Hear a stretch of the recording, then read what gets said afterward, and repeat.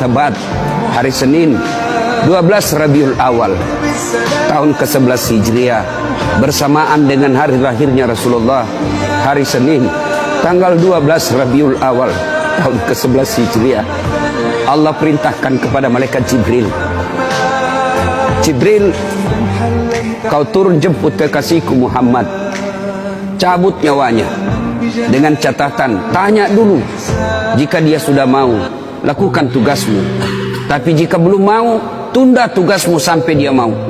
Panggil 3 malaikat menyertaimu, Mikail, Israel, Israfil. Turunlah malaikat.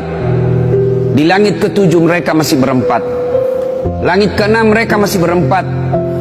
Sampai di langit pertama malaikat Jibril berkata, wahai malaikat pencabut nyawa, kau sajalah yang turun ke dunia. Saya tidak tega menemanimu dan melihat engkau mencabut rohnya Muhammad SAW. Lalu malaikat pencabut nyawa berkata, Jibril, kenapa kau tidak turun menyertai kami? Bukankah selama ini engkau yang menyertai Rasulullah? Bukankah selama ini engkau yang menemui Rasulullah? Kami tidak pernah menemui Rasulullah. Turunlah bersama kami. Jibril berkata, maafkan saya tidak betul-betul tidak mampu melihat engkau mencabut rohnya Rasulullah. Turunlah 4 malaikat ini. Lalu malaikat mengetuk pintu Rasulullah, ketuk rumah Rasulullah.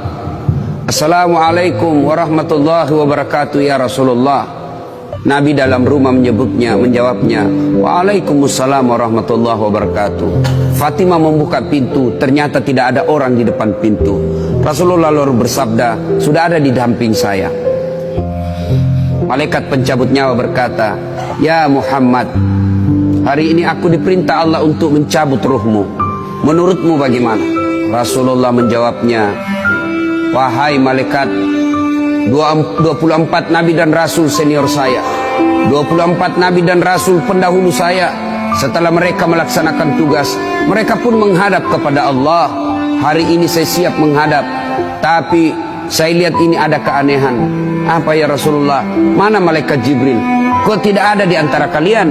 Mana sahabat saya? Mana Jibril? Malaikat pencabut nyawa berkata, Jibril menunggu di atas langit. Dia tidak datang untuk menyertai kami. Lalu Nabi perintahkan, kau panggil dulu.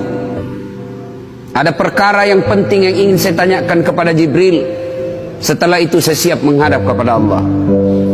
Naiklah malaikat pencabut nyawa dan berkata kepada Jibril, ya Jibril, engkau dicari sahabatmu, turunlah engkau menyertai kami. Turun malaikat Jibril. Lalu ketemu dengan Nabi.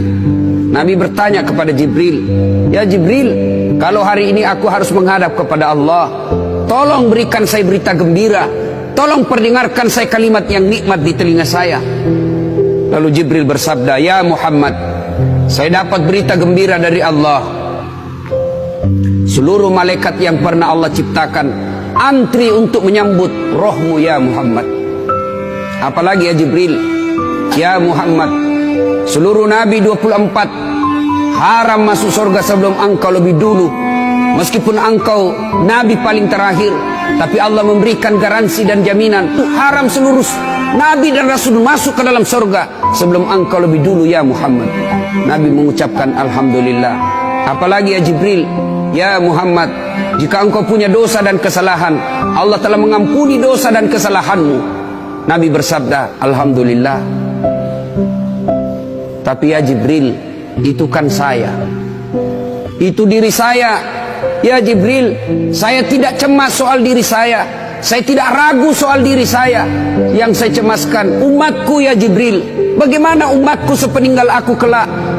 Subhanallah, Nabi tidak mencemaskan anaknya, Nabi tidak mencemaskan istri beliau, Nabi tidak mencemaskan keluarga beliau. Yang beliau cemaskan umatku ya Jibril.